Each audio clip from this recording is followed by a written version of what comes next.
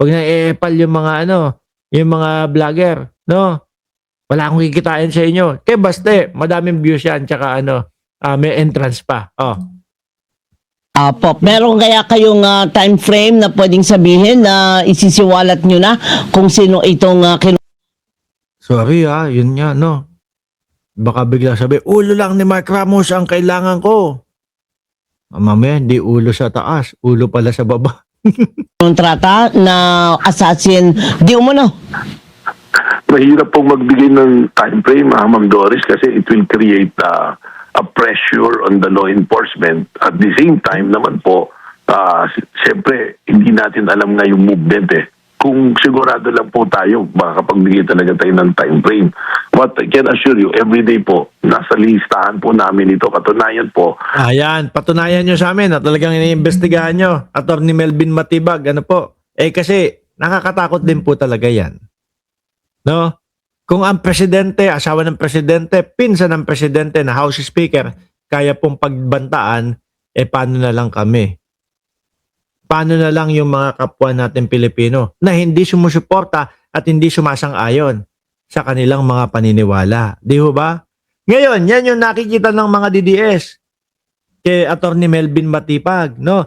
Pinakulong si Sonsa, ipapakulong si Defensor. Tapos ito naman ang Vice Presidente, mukhang ganun din ang mangyayari, no? Ipapakulong din. Kaya ho, mga kababayan, inilalabas nila itong lumang audio ni Melvin Matibag. Pero uulitin ko although hindi ko pa sinasabi, may uulitin na. Hindi ko sigurado kung si Melvin Matibag ba talaga yung nandito. Hindi ko din sigurado kung magkakilala yung dalawang tao dyan, mga boss chief mo sir, para ho sa akin, katunog ng boses ni Attorney Melvin Matibag. Pero madaming pwede dyan. Maaaring ginaya yung boses, may kaboses. Usap tayo, ganun, kunyari, ikaw si Melvin Matibag. Ganyan. Bakit walang kinakaso o ikinaso kay Melvin Matibag? Ano po? Ano pa? Isa yon. Tsaka, sige, pakinggan na ho natin, mga kababayan. Attorney, wala akong sinabing masama doon sa'yo. Bakit mo minupos? Ano mo lumang balita yun? Bakit hindi namin gusto mo gawin? Attorney, gusto mo palabasin? Hindi ko marinig dito sa dito sa earphone ko, no? Hindi na ako magkokomento kasi kanina ko napanood dito eh. Pakinggan niyo na lang ho, tuloy-tuloy mga kababayan.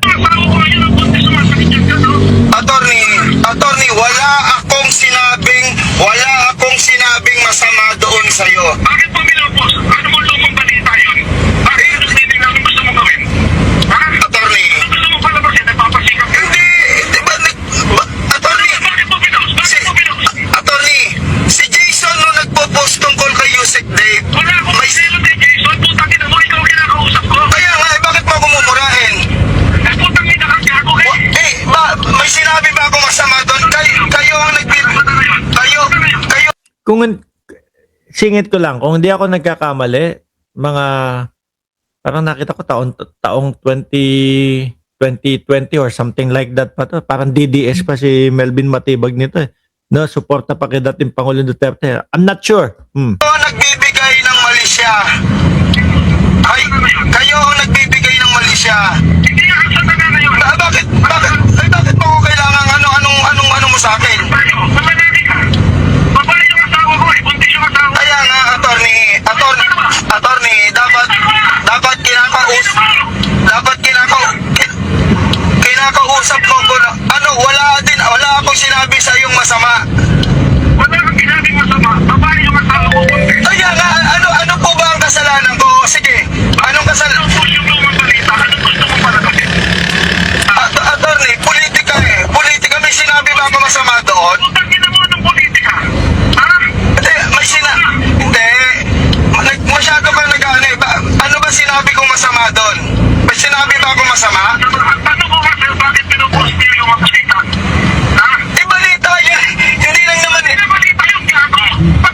Yan po yung pinapalabas, pinapakita ng mga DDS para masira si Melvin Matibag. Uulitin ko mga kababayan Yung naririnig ninyo, napapakinggan ninyo, hindi ako sure Kung mismo si Melvin Matibag ba yan, hindi ako sure. Malay nyo, may kaboses, no? Tapos nag-usap yung dalawang tao para masira yung tao.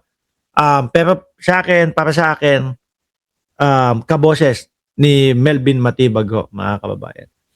Ang mga nakikita ko lang sa mga DDS, kapag kayo may mga ganyang issue, imbis na sagutin nila yung mga issue, ang gagawin nila, kung sakali na talagang nangyari ito, ano po, yung mga pagbabanta or whatever, ibabalik nila yon. Yun yung aanuhin nila. Bakit hindi sila nagkaso dati?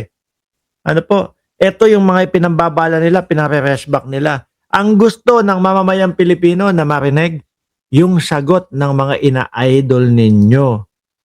Ano po, kapag ka walang mga maisagot at eto, ganito yung inilalabas ninyo, sinisira nyo yung pasensyahan.